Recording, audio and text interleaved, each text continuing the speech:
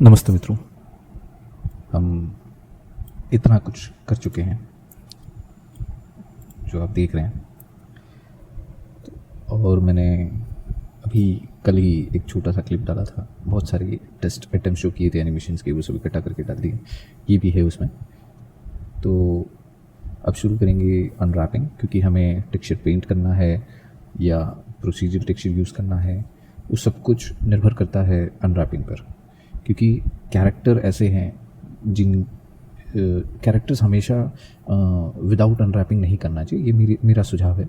क्योंकि अनरैप करेंगे तो आपको एक अच्छा लोकेशन कैरेक्टर के सरफेस के हर हिस्से का मिलेगा, जहां आप आपके कंट्रोल से उस पर टेक्सचर सेटल कर सकते हैं। और उस सेटलमेंट को हम कुछ प्रोसेस का नाम देते हैं, जैसे कि टेक्सचर पेंट, शेडिंग, या फिर मटेरियल अप्लाइंग, या फिर टेक्सचरिंग एक्सेट्रा। बट उन सब में एक बड़ा बेस होना चाहिए, वो है अनरैप। अब एक इस साइड से अगर देखिए तो टेक्सचर में, यानी कोई भी टेक्सचरिंग करता है तो उसे ज़रूरी है कि उसको अनरैपिंग का नॉलेज होना चाहिए। और अगर कोई अनरैपिंग जानता है या उसी में एक्सपर्ट है तो उसे टेक्सचरिंग का नॉलेज होना चाहिए। ये दोनों एक दूसरे से कनेक्टेड है। जैसे पिछले जो ऑप्शन थे, जैसे कि अनरैपिंग करने वालों को मॉडलिंग भी पता होनी चाहिए, टेक्सचरिंग भी पता होनी चाहिए। मॉडलिंग वाले को कैरेक्टर डिज़ाइनिंग के थोड़ी ग्लिम्स या उसकी एथिक्स पता होनी चाहिए, और अनरैपिंग भी पता होनी चाहिए। टेक्सचरिंग वाले को अनरैपिंग पता होना चाहिए और लाइटिंग पता होना चाहिए। लाइटिंग वाले को मॉडलिंग पता होना चाहिए और रेंडरिंग पता होना चाहिए। और उस पर एक थोड़ा सा भार और होता है कि उसे टेक्सचरिंग भी पता होना चाहिए। उसी तरीके से रेंडरिंग वाले को कंपोजिटिंग पता होना चाहिए, एनिमेशन पता होना चाहिए, यानी जो एनिमेशन टाइमलाइन पे जो यहाँ पर हम लोग झेलते हैं वो, और साथ ही साथ उसे लाइटिंग भी पता होनी चाहिए। और उसके ऊपर उससे और थोड़ा भार, लाइटिंग वाले से थोड़ा ज़्यादा भार, उसे टेक्सचरिंग भी पता होना चाहिए। रेंडरिंग वाले को मॉडलिंग भी पता होना चाहिए। रेंडरिंग वाले को एनिमेशन का भी नॉलेज होना चाहिए। कंपोजिटिंग वाले को ये पूरी पाइपलाइन का एक थियोरेटिकल कहते ना लाइफ उसको जीना पड़ेगा। तब तक वो पता नहीं, उसे कोई आभास ही नहीं होगा कि वो एग्जैक्टली कंपोजिटिंग कर क्यों रहा है, और उसी के हाथों से ये कंपोजिटिंग क्यों करवाई जा रही है, या फिर उसी को क्यों करना पड़ रहा है। और वो कंपोजिटिंग ऐसी क्या ख़ास चीज़ है जिसके कारण हर कोई करना चाहता है लेकिन उस लेवल पे नहीं पहुंच पाते। जैसे आज के ज़माने में हर कोई कहते हैं कि एडिटर, एक बहुत बढ़िया फिल्म जब एडिट करते हैं तो वो जिम्मेदारी एडिटर की होती है, क्या रखना क्या नहीं रखना, कब ट्रांजिशन कब कट, बहुत सारी चीज़ें। उसी तरीके से कंपोजिटर भी उसी लेवल के बंदे होते हैं, वैसे ही लोग होते हैं। क्योंकि उन्हें तो पता है कि भाई एडिट में तो जो जाएगा जो रहेगा वो रहेगा, लेकिन कंपोजिटिंग में ऐसी हर चीज़ सही तरीके से होनी चाहिए ताकि कोई एक फ्रेम भी ना पकड़े, और एडिटर को देखकर ही मन ना करे कि ये भी काटना पड़ेगा सीन या कम करना पड़ेगा। वो भी देखकर बावरा हो जाए कि यार क्या मज़ा आ रहा है। तो जिम्मेदारी एडिटर से भी ज़्यादा और एडिटर से भी बेस्ट काम कंपोजिटर का होता है, अगर वो उसे सही तरीके से निभाए तो। ऑफ कोर्स उन पर कई तरह की लिमिटेशंस होती है जिसको आगे लाने की ज़रूरत नहीं है, लेकिन ये सब कनेक्टेड है। तो ज़रूरी है कि उन सब में, उनके कनेक्शन में, उनको एक दूसरे सेक्शंस की, अपने आगे के सेक्शंस की, अपने पीछे के सेक्शंस की रिस्पॉन्सिबिलिटी एंड रिस्पेक्ट रखनी चाहिए, ताकि काम ख़राब ना हो। भले ही आपका थोड़ा सा समय ज़्यादा ख़राब हो जाए उस पर काम करते वक्त, एक आध कॉफ़ी कम पीने मिले, या 1 घंटे बाद मैं रिलैक्स होने जाऊँ, एक्सेट्रा एक्सेट्रा।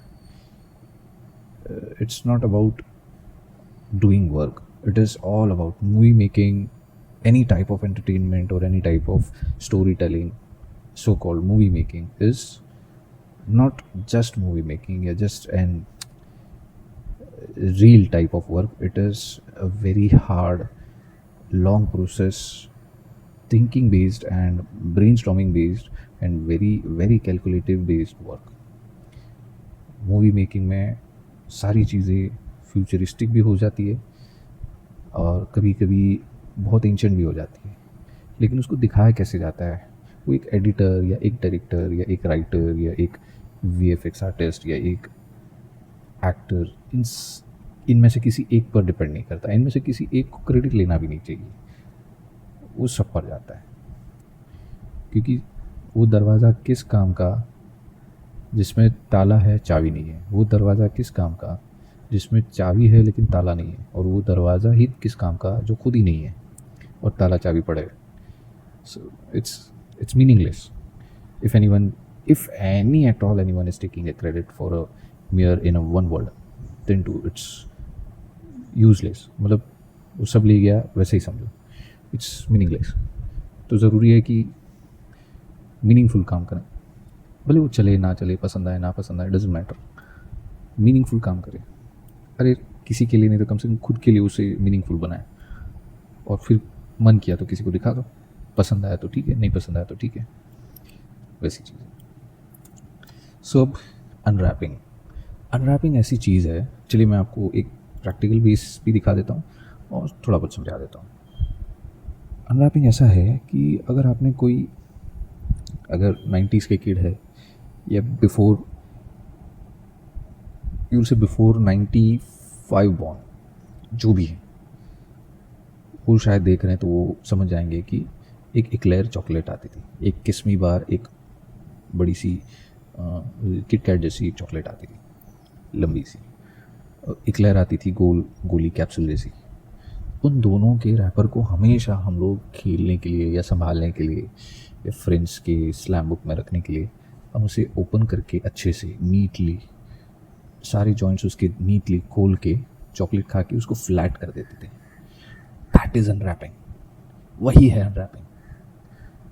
और अगर हम, बल्कि मैंने तो किया है इसलिए मुझे तो पता है, but other creative minds can relate and comment में कि येस उन्होंने भी किया। उस अनरैप किए हुए रैपर को उसका जो प्रिंट होता था उसको स्क्रैच करके मैनिपुलेट कर देते थे, कुछ और बना देते थे और फिर उसको रखते थे। और कभी कभी हम प्रैंक करने के लिए उसको वापस रैप कर देते थे। तो यही पूरा प्रोसेस अब डिजिटली समझ लो 3D पर, that's the exact unwrapping process by the explanation of practical example. अब डिजिटल एग्जाम्पल के हिसाब से, जैसे आपके पास एक ये क्यूब दिख रहा है, ये प्रिमिटिव ऑब्जेक्ट है। इस प्रिमिटिव ऑब्जेक्ट का अगर मैं ये प्रिमिटिव यानी पहले से बना हुआ ऑब्जेक्ट है, जिसको मैं एडिट में जाता हूँ, पूरा सिलेक्टेड है, ये प्रेस करके सिलेक्ट करता हूँ, तो ये आपका अनरैप है, ठीक है। तो यहाँ पर अगर मैं कहाँ गया, नॉट दिस,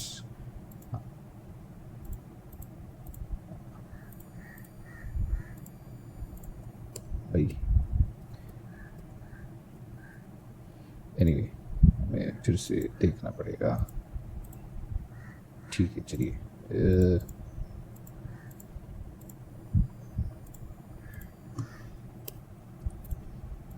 हाँ, तो ये एक प्रिमिटिव ऑब्जेक्ट है जो पहले से बना हुआ है, और उसको मैं एडिट मोड में जाकर चेक करता हूँ तो ऑलरेडी अनरैप्ड है। उस अनरैप का तरीका कैसा है कि अगर मैं कहीं पर कट लगाता हूँ, तो जैसे कि कंट्रोल R, मैं अगर यहाँ कट लगाता हूँ उसके बाद एडिट करता हूँ, तो देखिए कट कहाँ लग गया, ठीक है। This is the front, okay. तो ये कट ऐसे लगा है, यानी ये इधर है, यानी अब अगर मैं ऐसे कट लगाऊंगा तो कहाँ जाएगा, चेक कर लो, यहाँ पर, यानी ये फ्रंट है, okay, and rest you can see. अब यही फ्रंट है, ये कैसे पता चलेगा, ये रहा, तो यही वो फ्रंट है, ओके। कौन सा, ये वाला, ये वो फ्रंट है, यानी हमारा ये अनरैप है वो ऐसे दिख रहा है। मैं ऐसे दिखाता हूँ कि ये उसका सीम है, यानी उसके जो जॉइंट जो दूसरी जॉइंट के साथ कनेक्ट होंगे, we call it in unwrapping language seam. तो ये वो सीम है, और उसी सीम में ये ऐसे नहीं जा रहा, यहाँ से ये जो कट हो रहा है ना, तो यहाँ से कट हो रहा है, और ये यहाँ से ऐसे कट हो रहा है, तो ये ऐसा कुछ है। चलिए दिखाता हूँ। ये plus this is the thing, okay. और ये जो है वो ऑफ कोर्स यहाँ ऊपर है, और ये बेस है, ये पीछे आ गया, और उसके बगल में ये वाला। तो दिस इज़ द लॉजिक। ये आपको ढूंढना पड़ेगा कि कौन सी साइड कहाँ है, but this is the way. तो उसी तरीके से अगर मैं दूसरा ऑब्जेक्ट लेते, चलिए दूसरे ऑब्जेक्ट की तरफ जाते हैं। एडिट, सिलेंडर, क्यूब को हटा देते हैं या फिर साइड में करते हैं। एडिट में जाते हैं, ये देखिए अनरैप इसका, ठीक है। ये ऊपर वाला, ये नीचे वाला, और ये, हाँ तो ये अगर मैं फ्रंट क्लिक करता हूँ, ठीक है, तो ये फ्रंट है, ये सेंटर है। तो जो बैक है ये वाला है, वो ठीक उसके पीछे है।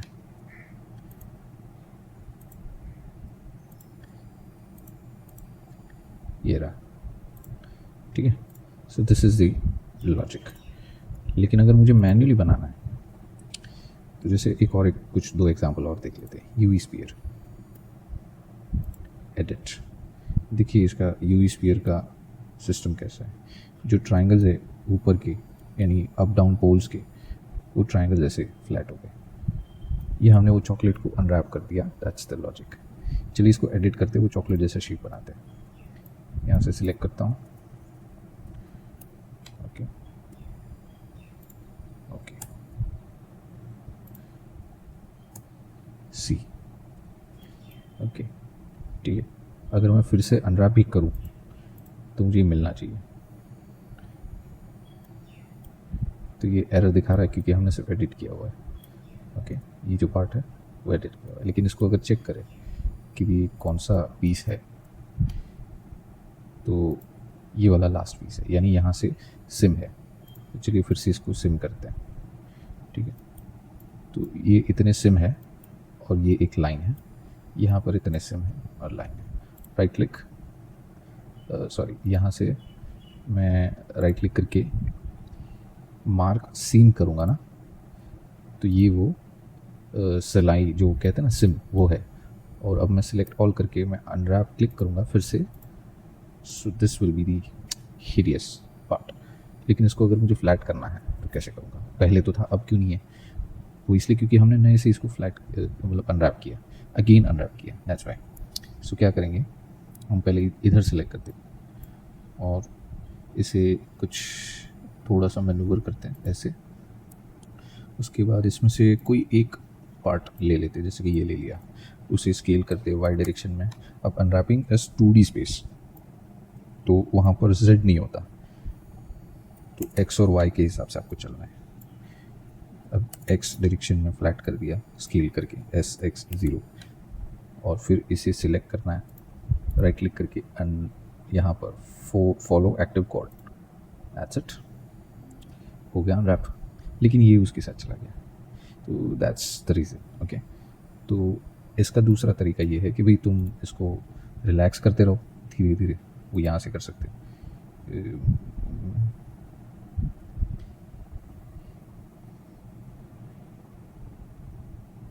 तो इसको रिलैक्स करना होता है। अब रिलैक्स करने के लिए सारे ऑप्शंस अरेंज करने हैं, यानी सेट करना है या फिर नॉर्मलाइज करना है, वो कर सकते हैं। जैसे कि सिलेंडर हो गया, स्फीयर प्रोजेक्शन हो गया, सी इट्स वेरी बैड। वैसे ही you can see cylinder projection, still it is very bad. Again you can see key projection, it's possible but सब कुछ टुकड़े टुकड़े कर देता है। उसी तरीके से स्मार्ट यूवी करते हैं, तो it's bringing everything in very cluttered. Follow active code, तो ये ऐसे होता है। सो ये डिपेंड करता है कि आपको क्या चाहिए। So obviously you don't have that part, so मैं यहाँ से रीसेट कर सकता हूँ and I will say unwrap again, you get this. तो यही वो चीज़ थी। तो अगर मैं अनरैप ऐसे कर रहा हूँ, okay, so I need to make it more relaxable या ऐसा कुछ। जब मैं यहाँ से करता हूँ फॉलो राइट, तो ये जब करता हूँ तो ये सब आ रहा है, ठीक है। तो अगर मैं सेलेक्ट और भी करता हूँ उसके बाद भी करूँगा तो भी वही होगा, तो ठीक है, बट ये फ्लैट नहीं होगा। तो यूवी स्फीयर में वो जो हिस्सा था वो वैसा था, but now it is being change, why? Because the new seems and all. तो ये हो गया, हमने अनरैप किए हुए सरफेस को मैनिपुलेट किया और उसके बाद फिर से अनरैप किया और उसके बाद फिर यूज़ में लाया। This is part of technical thing, ये और आगे हम सीखेंगे, लेकिन ज़रूरी नहीं है कि हम अभी सब कुछ समझ लें, धीरे धीरे सब समझ में आ सकता है। तो ये वो चीज़ थी। बट जब एक कैरेक्टर का फेस आता है ना, तो थोड़ा कॉम्प्लेक्स फील होता है कि ये कैसे करेंगे, इसको अनरैप कहाँ से करेंगे, इसको क्या दिखाएंगे, तो वो सारी चीज़ें। और अभी इसमें मुझे क्या नहीं दिख रहा है, सीम नहीं दिख रहा है, लेकिन अनरैप फिर भी किया हुआ है, तो it is much more effective. But ये प्रिमिटिव ऑब्जेक्ट है इसीलिए। लेकिन प्रिमिटिव ऑब्जेक्ट में कई बार कई जगह पर अनवांटेड एरियाज होते हैं जो छोटे बड़े लगते हैं, तो आपको लगता है यार ये सही नहीं है, ये इतना बड़ा, ये इतना छोटा है, how come it is good. But that's the main thing कि कैरेक्टर हो या नॉन यूनिफाइड सरफेसेस हो, तो ऐसी फीलिंग्स वाजिब है, बट वैसे ही रखनी पड़ेंगी, नहीं तो उसका जो वॉल्यूम ऑफ सरफेस है वो अनरैप के बाद समझ में नहीं आएगा और टेक्सचर में भी सही नहीं दिखेगा। ये आगे आप समझ लेंगे अपने आप। तो इसको अगर अनरैप करना है, चलिए मैं इसका डुप्लीकेट करता हूँ, शिफ्ट डी, ओके।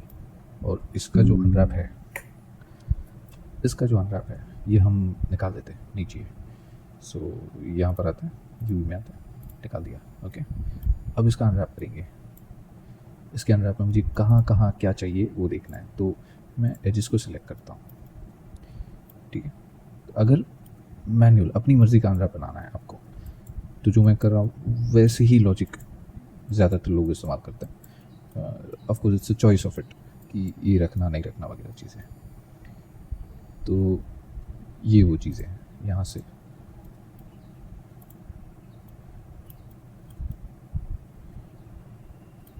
अब मेरे जैसा होगा तो यहाँ थोड़ा सा काम करेगा, यानी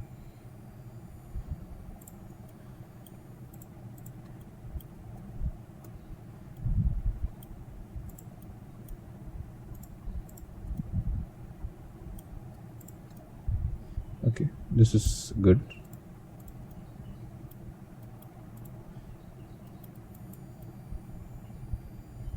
Yeah,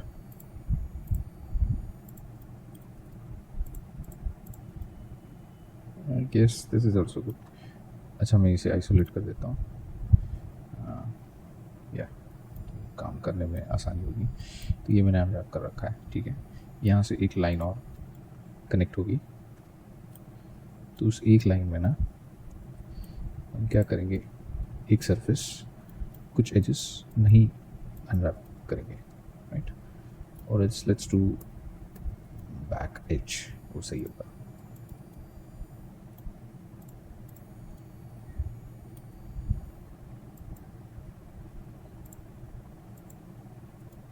I guess this is good, ये ठीक है। यहाँ पर भी करना है, ओके। इतना मुझे अनरैप करना है, लेकिन ये लाइन नहीं चाहिए मुझे, ये वाली लाइन चाहिए।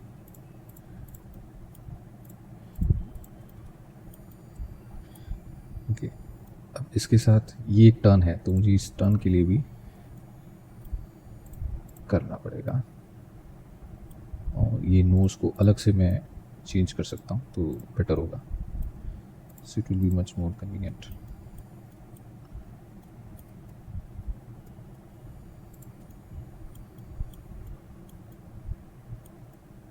या लेकिन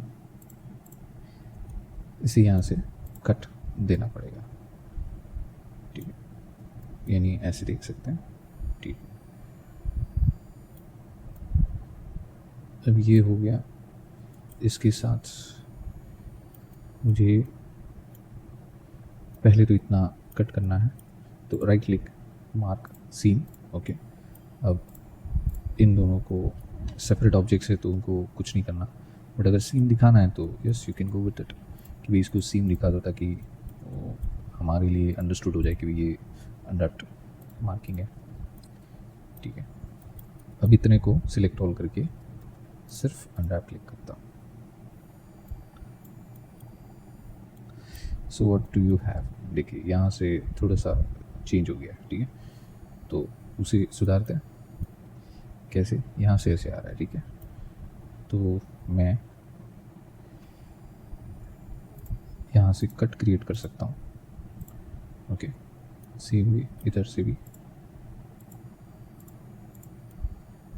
right, and again marking select all, फिर से अनरैप, ये देखिए हो गया। लेकिन क्या हो रहा है, इट्स नॉट इनफ।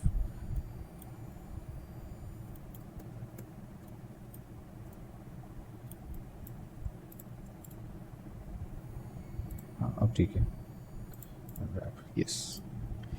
तो देखिए यहाँ सब सेटल हो गया, यहाँ पर भी सब ठीक है, यहाँ पर भी सब ठीक है, नोज को भी अलग कर दिया और यहाँ से भी सब ठीक है। अब जब अनरैप होगा, आई मीन जब टेक्सचर होगा, तो इसके हिसाब से हम अपना टेक्सचर मैनेज कर सकते हैं। अगर आपको टेक्सचर पेंट यानी सरफेस पर टेक्सचर नहीं करना है, सॉरी, अगर आपको सरफेस पर टेक्सचर नहीं करना है तो मैन्युअली आपको करना पड़ेगा। तो आपको बार बार इसे पेंट करना, दूसरे जो डिजिटल पेंटिंग सॉफ्टवेयर है उसमें जाकर आप पेंट करेंगे इसके रेफरेंस से, और यहाँ पर आपको बार बार चेक करना पड़ेगा कि वो टेक्सचर का जो स्ट्रोक जो मैंने टेक्सचर के लिए जो सरफेस पर किया है अनरैप इमेज पे, वो वहाँ पर अप्लाई करने पर वो उसी जगह पर प्लेस दिख रहा है नहीं दिख रहा, वो देखना पड़ेगा। प्लस पॉइंट, यहाँ पर आप मिरर पेंटिंग नहीं कर सकते, ऑन सरफेस टेक्सचर पेंटिंग में आप एटलीस्ट उतना भी कर पाएंगे। तो इन सब चीज़ों का बहुत फ़ायदा होता है जब टेक्सचर पेंट करते हैं। और टेक्सचर पेंट यानी एक सरफेस पर लाइव सीधा पेंट करना, बस वो सरफेस अच्छे से अनरैप्ड होना चाहिए। वैसे अच्छे से मतलब बस इतना ढंग का अनरैप हो जिसको आप खुद हैंडल कर सको। अब इसका कोई मतलब नहीं बनता कि आप इसको सिलेक्ट करके पहले ही रोटेट करके रख रहे हो, इट डजेंट मैटर, ठीक है। यहाँ रख दिया, आपने इन सबको इक्वल साइज में रखना है तो आपने सपोज क्या कहते हैं, आपने उसको अलाइन करना है या कुछ करना है तो आप कर सकते हैं। एवरेज आइलैंड कर दिया या फिर रोटेट या वगैरह कर दिया, you can get it as it is जैसा चाहिए, ठीक है। यानी मैंने इसको सिलेक्ट किया, कंट्रोल एल किया, इसे यहाँ पर लेकर आया, इसे भी कंट्रोल एल किया, यहाँ पर लेकर आया। अब इसको थोड़ा सा नज़दीक रखा गया था तो मैं उसे दूर करता हूँ, ऐसे रख देता हूँ, इसे लूँगा, इसे थोड़ा सा अंदर रखूँगा, इसे भी लूँगा, slightly I will put it inside, यहाँ से, यस। अब इसको इस्तेमाल करो जैसे चाहिए। बट अगर ऐसे रैंडमली भी अनरैप करके आपको टेक्सचर पेंट करना है तो कर सकते हैं। आपका अनरैप स्टार्ट टू एंड तक वही रहना चाहिए जो आपने अनरैप किया है। अगर आप चेंज करते हैं तो उसके बाद फिर से आपको एक्सट्रैक्ट करना पड़ेगा। टेक्सचर पेंट शायद ना बिगड़े, लेकिन चेक करना पड़ेगा कि टेक्सचर पेंट बिगड़ा है या नहीं। फ्यूचर में जो प्रोसेस आप आगे देखेंगे तो वो एक चीज़ है। तो ये वो तरीके हैं अब जो खिलते रहते हैं अनरैपिंग में, बहुत आसान तरीका। और ट्रस्ट में यही प्रोसेस है कैरेक्टर को भी अनरैप करने का। तो यहाँ पर मैं कैरेक्टर को छोड़ के मैं सिर्फ एक ऑब्जेक्ट को अनरैप करने की शुरुआत करता हूँ। तो जैसे कि ये है डिटेल मॉडल है, तो मैं उसको अनरैप करना चाहता हूँ, तो मैं इसे आइसोलेट करता हूँ। अभी एडिट में आता हूँ। ऑफकोर्स ये इन सब डिटेल्स के साथ है तो मैं इनको कुछ चेंजेस नहीं करूँगा। हाँ, अगर काम करते दिक्कत होती है तो आप उसका ये real time display modifier and view port उसको बंद कर दीजिए और फिर काम कीजिए। अब इसमें कई सारे अलग अलग टुकड़े बनेंगे। अब मैं ना यहाँ पर यूवी मैप रखता हूँ और इसको बंद करता हूँ। तो जो भी यूवी मैपिंग दिखेगी एडिटर में वो समझ में आ जाएगी। तो सबसे पहला पीस मुझे क्या अनरैप करना है, ये, ठीक है। अगर मैं टॉप व्यू में जाऊँ और मुझे ये कट बनाना है तो ये देखिए यहाँ से कहाँ तक है, यहाँ तक है। यहाँ से ये फ्लैट होते जा रहा है तो यहीं पर आएगा, ठीक है। तो हमें ये एंड तक लेना होगा। अगर यहाँ नहीं लेते तो ठीक है, आप इसका भी सॉल्यूशन कर सकते हैं। यहाँ तक रखें,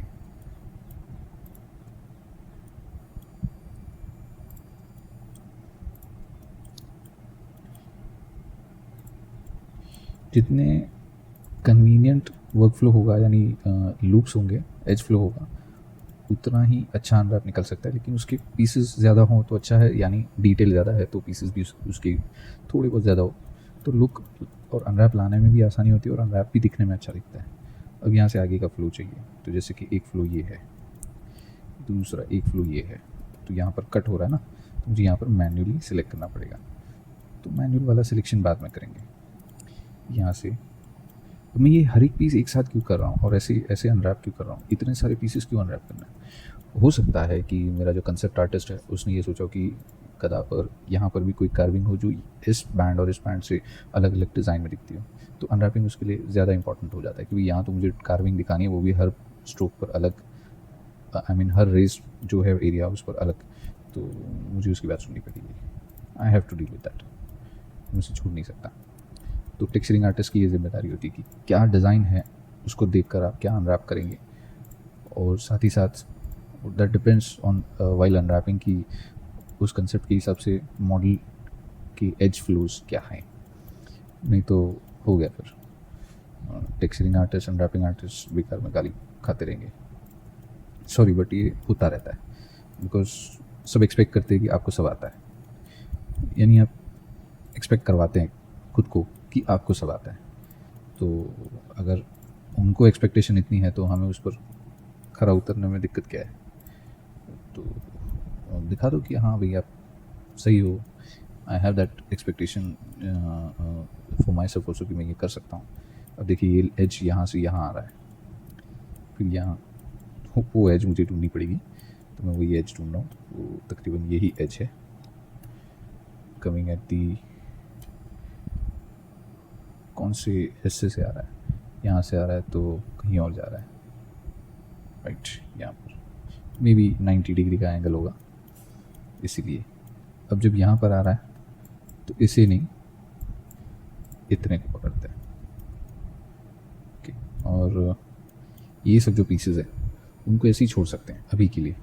तो अभी इतना मैंने अनरैप के सीन्स सिलेक्ट कर लिया, मैं इसे ताकि कुछ गलत सिलेक्ट ना हो जाए तो इतनों को मैं मार्क सीन कर सकता हूँ। अगर गलत हो गया, समझो कि ये हिस्सा मुझसे गलत हो गया, मैं राइट क्लिक करके उसको सिलेक्ट करो, पहले शिफ्ट अल्ट एंड क्लिक तो लूप सिलेक्ट हो जाएगा, उसके बाद क्लियर सीम कर दो वो हट जाएगा, सिलेक्शन ऐसे ही रहेगा। मार्क सीम करना है फिर से कर दो, कौन सा हिस्सा शार्प रखना है वो रखना है, वो मॉडलिंग स्टाइल में उसको यूज़ कर सकते हैं while unwrapping, but that is not the priority. तो ये भी हो गया। अब यहाँ पर इनको सॉल्व कर लेते हैं, क्योंकि these are the much easier part. ये ऊपर वाला रिपीटेटिव पार्ट है जो समझ ले सकते हैं, इसलिए मैं उसको बाद में करूँगा। अब यहाँ पर से जो लाइन आ रही थी, मैं उस लाइन को भी यहाँ से सिलेक्ट कर लेता हूँ। ओके, तो क्या ये थोड़ा सा आसान हो जाता है, तो यहाँ तक मैं उस लाइन को पकड़ता हूँ। यहाँ पर से अभी नहीं सिलेक्ट करता, बट देखा जाए तो कर सकते हैं, नॉट दिस वन। तो ये भी मार्क हो जाएगा, वैसे तो ये हर जगह से मार्क होगा, लेकिन ओनली फॉर दिस देन डिलीटर। तो मार्क सीम किया फिर से। अब अगला काम तो आपको देखना यहाँ ज्वाइंट हुआ या नहीं, तो यहाँ तक आता है तो इसे सिलेक्ट करना पड़ेगा। ये बहुत क्लोज वर्क हो जाता है, क्योंकि सेगमेंट के लिए उनको दिक्कत होती है अनरैपिंग आर्टिस्ट को, तो सेगमेंट्स ढूंढने में भी कभी कभी टाइम लग जाता है। कुछ 2-4 सेगमेंट एक साथ सीन करने होते तो उनको शिफ्ट छोड़ करके से एक थोड़ा सा मैनुअल वर्क करना पड़ता है, जिसमें कर रहा हूँ। इसमें भी लोग एक पक्का समय देते हैं, कई प्रोडक्शन हाउसेस, इंडिया में कौन देता है ये पता नहीं, लेकिन हाँ प्लीज़ अनरैपिंग आर्टिस्ट अगर ऐसा सच में है इंडिया में तो मेरे बाकी व्यूवर्स को कमेंट सेक्शन में शेयर करें, तो उनका भी इंकरेजमेंट और नॉलेज बढ़े। सो ये से किया, ये भी हो गया, this is done, this is yet okay fine. कुछ छूट गया तो कर लेंगे। और यहाँ देखो, यहाँ तो वाह, तो कहाँ से कट करना है वो देख लो, यहाँ से। इसके बाद ये तो सही जा रहा है, लेकिन हमें ये नहीं करना है, ठीक है, यानी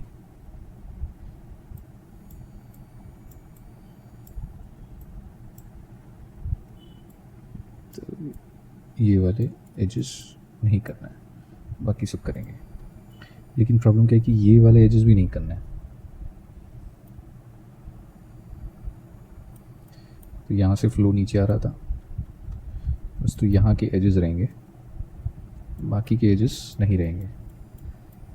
मतलब मेरा ये एक ट्रायल है, अनरैप करने के बाद ज़रूरत पड़ी तो फिर से कर देंगे, क्या प्रॉब्लम है, राइट। ये एक अनरैप एज निकालने में ऐसे समय लगते हैं, तो अगर आप बोले कि ये क्विक हो जाए, ऑटोमेटिक हो जाए, तो भैया आप उसी पर रहो। मैनुअल वर्क से आप नॉलेज मत बढ़ाओ, क्योंकि मैनुअल वर्क से तो नॉलेज, एक दिन मैनुअल वर्क करो आपको 10 दिन का नॉलेज अपने आप मिल जाएगा, which you will never realize even जब आप काम करेंगे।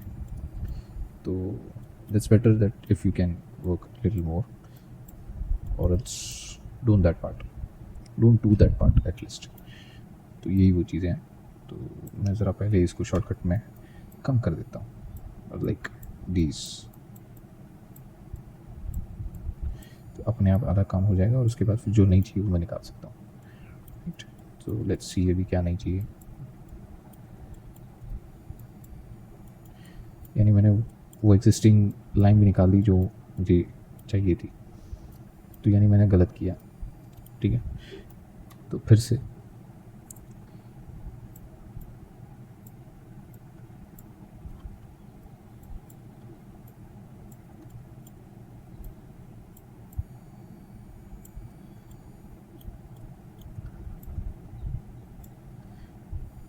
ठीक है, ऑफ कोर्स वो गलती हो ही गई, तो ये रहा। और वो वाली एज जो है, जो हम ढूंढ रहे हैं, यस, ये वाली शिफ्ट होल्ड करके मैन्युअली ही आप उसे सिलेक्ट कर ले तो काफ़ी टाइम बच जाता था, ज़्यादा बड़ी भी नहीं है।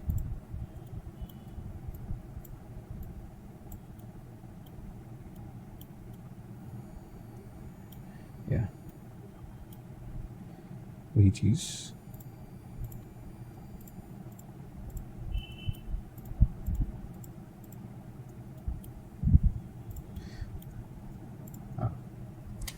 तो ये वो सीम्स हैं। अब इनको मैं सिलेक्ट करना चाहता हूँ, मैंने यहाँ पर कुछ नहीं किया अभी। अब यहाँ पर मैं थोड़ा ऑफसेट साइड में जाता हूँ, यानी ये वाली एजेस, तब जाके होगा। तो मुझे क्या करना है कि ये जो एक एक रेज्ड पिरामिड है, वो एक एक करके अनरैप करना है। अनरैप यानी कि उनको सीम देना है। तो यहाँ सीम देने पर मुझे ये देखना है कि ये कट कहाँ हो रहा है। देखिए यहाँ पर कट नहीं हो रहा है, ये ट्रांसफ़र हो रहा है, ठीक है। तो यहीं पर वो चीज़ों, उन चीज़ों का प्रॉब्लम स्टार्ट होता है। यानी ये जो पार्ट है, इनको मुझे मर्ज सेंटर करना पड़ेगा, थोड़ा सा समझिए ऐसे रहना पड़ेगा। तो ये सब चीज़ें करनी पड़ेगी, तो वो सब बहुत प्रॉब्लमेटिक हो जाएगा। तो इनका जो कट है वो एक ऐसे जाना चाहिए या ट्रायंगल में बनना चाहिए, तब जाके ये होगा। तो पहले मुझे ये ट्रायंगल सुधारना है, वरना गड़बड़ हो जाएगी। तो सॉरी, के सबको ऐसे कट कर दो, ख़ास तौर से ये बीच में यहाँ मत करो, सिर्फ ऐसी सब जगह पे करते हैं। क्यों? क्योंकि मुझे वो लाइन चाहिए, स्ट्रेट लाइन, हर पिरामिड के कॉर्नर्स पे। ये ट्रायंगल्स हैं, तो टेक्सचर में, मॉडल में ट्रायंगल नहीं होने चाहिए। लेकिन अगर रिजिड ऑब्जेक्ट्स हैं, फ्लैट हो या स्फेरिकल हो, कर्वी हो, अगर वो रिजिड यानी कि सॉलिड ऑब्जेक्ट्स हैं जिसमें डिफॉर्मेशन नहीं है, यानी वो स्ट्रेच स्कॉच नहीं हो रहा है, स्ट्रेच या स्क्वॉश नहीं हो रहा है, तो आप उसमें थोड़े बहुत ट्रायंगल्स रख सकते हैं। लेकिन उनका अनरैप या उनका सरफेस आपके मॉडल के लुक को बिगाड़ना नहीं चाहिए तभी। तो यही वो तरीका है। काफ़ी मैनुअल वर्क दिख रहा है, तो आपको मुझे डांटना है तो डांट लीजिए, लेकिन मैनुअल काम के कारण आप इस काम को देखते देखते अपने काम को प्लान कर रहे हैं। हाँ या ना आप कमेंट में बताएं कि अनरैपिंग के मेरे अगले काम को मैं इसको देखकर प्लान कर रहा हूँ कि क्या चीज़ पर ध्यान देना, क्या नहीं। और रही बात टेक्सचर पेंट की, एक्साइटमेंट मुझे भी बहुत है, और साथ ही साथ मुझे लाइटिंग और रेंडरिंग की एक्साइटमेंट है, क्योंकि वो मैं तड़पे जा रहा हूँ कब से। बट अगर ये सही से नहीं किया तो वो चीज़ें अच्छी दिखेगी नहीं, इसीलिए थोड़ा सा क्यूरियोसिटी, थोड़ा सा एक्साइटमेंट, एंजाइटी से बढ़ रहा है, because it's growing good, but it's also growing my fear that when this will be ready. तो जी हाँ, थोड़ा सा होता है, क्या करें। तो नाउ ये हमने कर लिया, आई गेस थोड़ी और बाकी है, बट ये सिर्फ नीचे से किया है, हमें ऊपर पता नहीं सही जा रहा है या नहीं। यस, ये हो गया है, ठीक है, let's try this.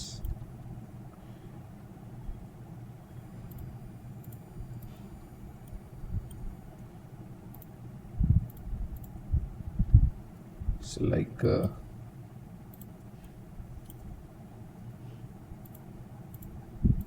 this way. Yes, this way.